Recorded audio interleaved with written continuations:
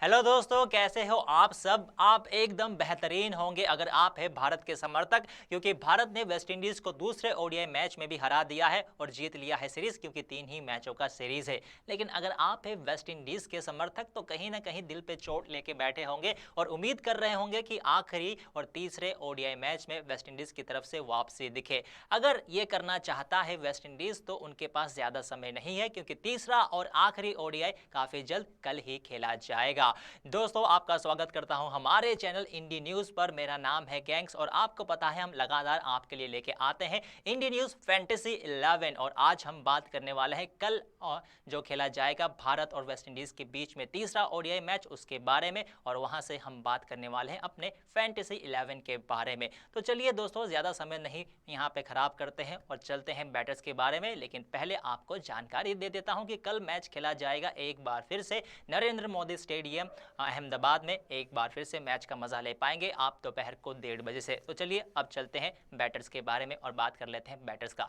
तो बैटर्स में सबसे पहले नाम तो आएगा हमारे कप्तान रोहित शर्मा का नाम, क्योंकि भले ही ये दूसरे ओडीआई मैच में केवल 5 रन का योगदान दे पाए, लेकिन पता है आपको जब रोहित शर्मा का, रोहित इसलिए क्योंकि हिट रहते हैं ये, रोहित शर्मा का जब आपको दिखता है बल्ला चलता हुआ तो काफी बेहतरीन दिखता है इनका प्रदर्शन। और भले ही दूसरे ओडीआई मैच में ज्यादा कुछ नहीं कर पाए, लेकिन नाम ही काफी है रोहित शर्मा, तो इनको बिल्कुल ना भूलेगा अपने फैंटेसी 11 में रखने के लिए। तो वहीं पे दूसरा नाम जो रहेगा वो भी रहेगा भारत की तरफ से ही केएल राहुल। भले ही आपको सलामी बल्लेबाजी करते हुए नहीं दिखते, क्योंकि भारत की सोच इनको मिडिल ऑर्डर में खिलाने का है लंबे समय के लिए। और मिडिल ऑर्डर में खेलते हुए भी क्या लाजवाब पारी इन्होंने खेली दूसरे ओडीआई मैच में भी, और 49 रन पे रन आउट होते हुए दिखे। लेकिन कोई बात नहीं, ये जो थोड़ा किस्मत का मार दिखा है हमको पूरा होता हुआ दिखेगा ये तीसरे ओडीआई मैच में, और हो सकता है इनके बल्ले से शतक देखने को मिले। लेकिन शतक तो हम ये तीसरे बल्लेबाज के तरफ से भी चाह रहे हैं जिनका नाम है विराट कोहली। भले ही ये सीरीज भी फीका चल रहा हो, लेकिन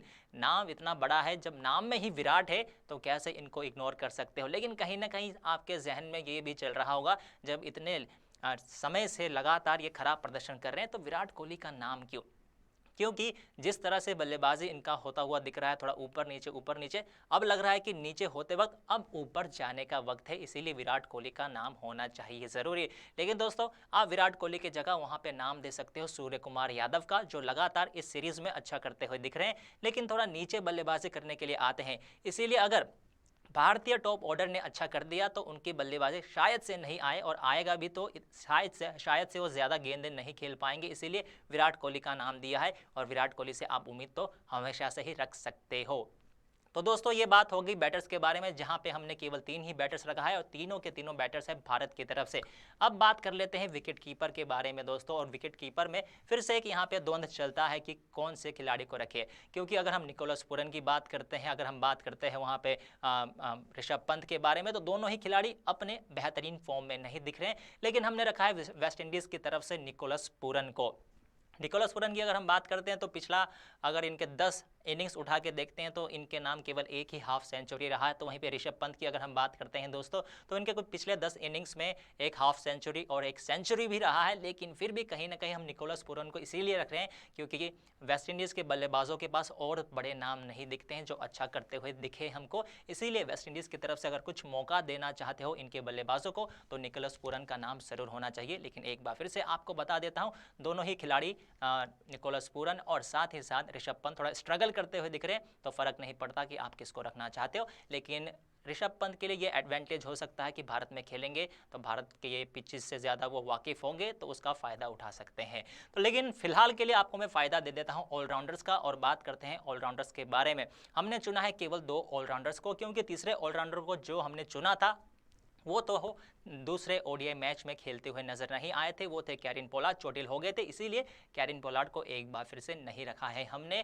लेकिन हमने रखा है बाकी 2 ऑलराउंडर्स को। इसका मतलब ये कि हमने रखा है वहाँ पे जेसन होल्डर को, जो कि काफ़ी अच्छे तरीके से खेलते हुए दिख रहे हैं इस सीरीज़ में। और भले ही दूसरे ओडीआई मैच में रन से ज़्यादा अपना योगदान नहीं दे पाए थे, लेकिन विकेट फिर भी एक चटका था इन्होंने, और मात्र 37 रन दिए थे अपने 9 ओवर में और 1 विकेट इनके नाम रहा था। तो तीसरे ओडीआई मैच में भी आप उम्मीद उम्मीद कर सकते हो कि ये रन बनाते हुए दिखेंगे, क्योंकि बल्लेबाजी इनका ज़रूर आने वाला है, क्योंकि वेस्टइंडीज़ की तरफ से बल्लेबाजी में हमको थोड़ा बहुत कम दम दिखता है, तो निचले क्रम के बल्लेबाज बल्लेबाजी करते हुए जरूर दिखेंगे।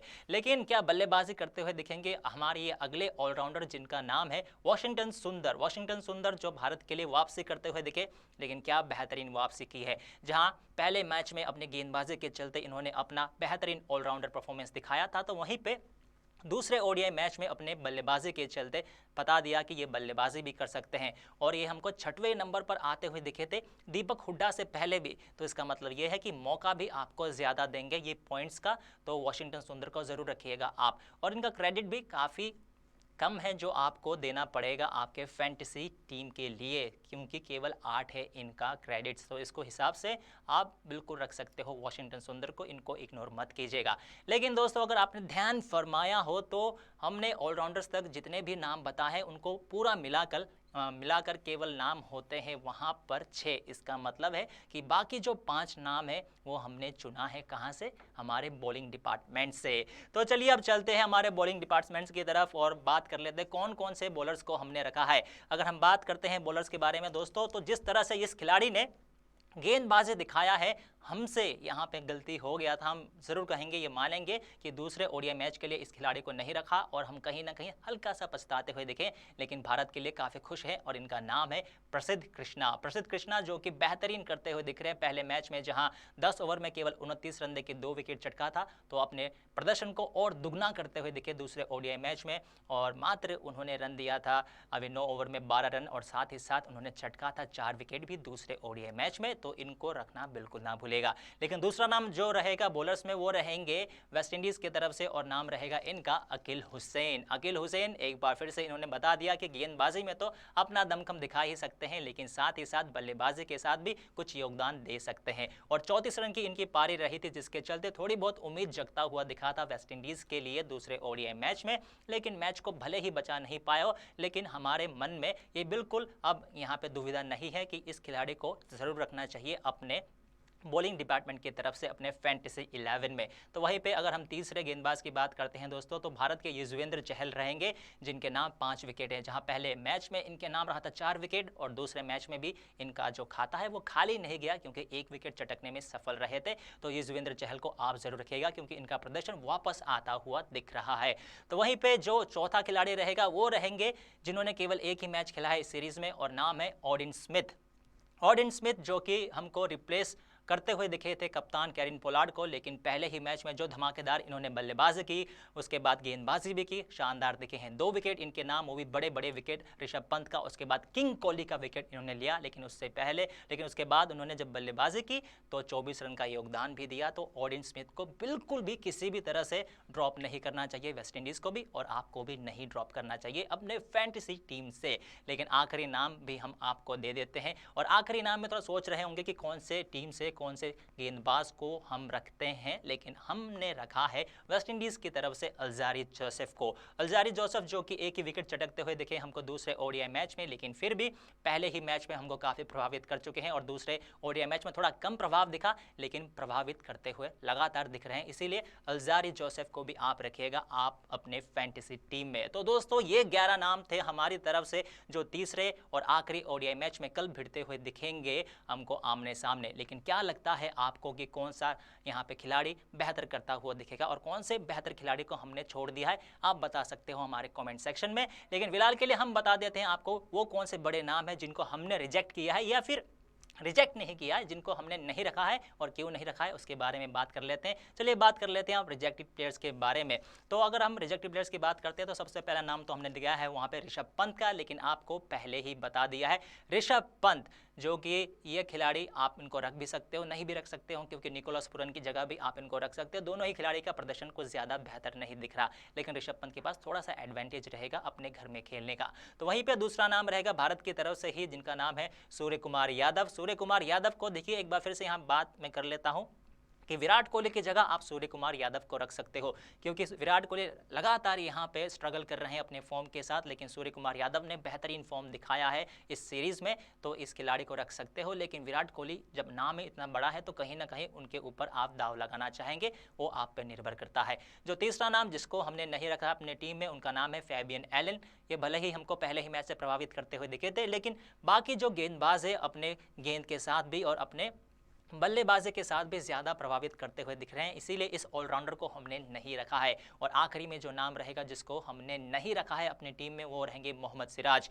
मोहम्मद सिराज जिनको हमने पहले 2 ओडीआई मैच के लिए ज़रूर रखा था, लेकिन अब नहीं रख रहे क्योंकि ज़्यादा विकेट लेते हुए नहीं दिख रहे। प्रभावित तो करते हुए दिख रहे हैं, लेकिन अगर फैंटेसी गेम में विकेट नहीं लेते तो उतना फिर अंक नहीं मिलता ना। ऊपर से ऐसा लग रहा है कि क्या पता इनको आराम देते हुए नए खिलाड़ी को जैसे कि अवेश खान को वहाँ पे मौका मिल सकता है, तो इस लिहाज से हम मोहम्मद सिराज को नहीं रख रहे हैं। तो दोस्तों इन खिलाड़ियों को हमने नहीं रखा है इनके ऊपर, लेकिन आप गौर फरमा सकते हो जैसे कि यहाँ पे सूर्य कुमार यादव और ऋषभ पंत के ऊपर। लेकिन दीपक हुड्डा भी वहाँ पे खिलाड़ी है जिनको आप रख सकते हो, लेकिन मैं कहूँगा कि दीपक हुड्डा को अभी आप ना रखें।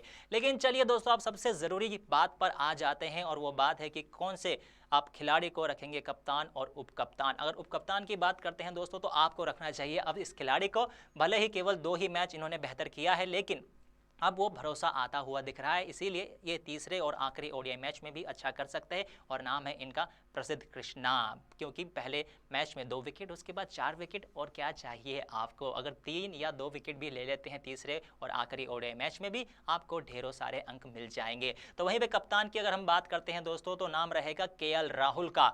और केएल राहुल भले ही 49 रनों पर केवल 1 रन से चूक गए अर्धशतक पूरा करने से, लेकिन ऐसा लग रहा है कि इनको भा रहा है मिडिल ऑर्डर में बल्लेबाजी करना, और पहले भी कर चुके थे, और एक बार फिर से भारत को मिडिल ऑर्डर में संभालते हुए दिखेंगे, और आपको भी संभालते हुए दिखेंगे आपके अंकों के साथ। तो केएल राहुल को कप्तान रखिएगा जरूर। तो दोस्तों ये नाम थे हमारी तरफ से। अब जाने का वक्त आ गया है आपके फैंटेसी 11 के लिए। हमने पूरी तरह से बता दिया कि कौन से नामों के ऊपर आपको गौर करना चाहिए, कौन से नामों को थोड़ा हटा के आप रख सकते हो और खिलाड़ी को, ये तो हमने बता दिया। लेकिन जाने से पहले जो हमेशा करते हैं वो करेंगे एक बार फिर से, कि हमारे फैंटेसी 11 में कौन से खिलाड़ियों को हमने चुना है उसके बारे में बात कर लेते। तो बात कर लेते सबसे पहले अब बैटर्स के बारे में। बैटर्स की अगर हम बात करते हैं तो हमने बैटर्स में रखा हुआ है रोहित शर्मा, केएल राहुल, विराट कोहली को। तो वहीं पे विकेट कीपर में हमने रखा हुआ है निकोलस पूरन को। लेकिन निकोलस पूरन या फिर ऋषभ पंत, कोई ज़्यादा फर्क नहीं पड़ता, दोनों ही खिलाड़ी थोड़ा स्ट्रगल करते हुए दिख रहे हैं, अपने हिसाब से रख लीजिएगा। तो वहीं पे ऑलराउंडर की अगर हम बात करते हैं दोस्तों, तो वहाँ पे रहेंगे जरूर जेसन होल्डर और वाशिंगटन सुंदर। इन 2 खिलाड़ी को आप किसी भी तरह से इग्नोर नहीं कर सकते हो। तो वहीं पे अगर हम बात करते हैं बॉलर्स के बारे में, तो नाम रहेगा प्रसिद्ध कृष्णा का, साथ ही साथ अकील हुसैन, नाम रहेगा युजवेंद्र चहल, ऑडिन स्मिथ, और आखिरी में अल्जारी जोसेफ का नाम। तो दोस्तों क्या लगता है कौन सा नाम करने वाला है बड़ा काम? जो भी आपको लगता है हमारे कॉमेंट सेक्शन में जरूर बताएं, और साथ ही साथ ये भी बताएं कि आपको क्या लगता है, क्या भारत वेस्ट इंडीज़ को यहाँ पे व्हाइट वॉश कर पाएगा, या फिर वेस्ट इंडीज़ जिस तरह से गेंदबाजी में वापसी करता हुआ दिखा था दूसरे ओडीआई मैच में, वैसे ही कुछ तीसरे ओडीआई मैच में आकर कर जाएगा पलटवार? जो भी आपके विचार बता सकते हो हमारे कमेंट सेक्शन में। साथ ही साथ आप करें हमारे इस वीडियो को लाइक, शेयर, और हमारे चैनल को आप सब्सक्राइब करना बिल्कुल ना भूलेगा उस घंटी के साथ, यानी कि बेल आइकन के साथ, क्योंकि जो भी बेहतरीन मैच रहता है और बेहतरीन नाम रहते हैं उनका फैंटेसी 11 टीम लेके आते हैं और बताते हैं आपको। फिलहाल के लिए मैं गैंग्स लेता हूं आपसे विदा। Good bye and take care.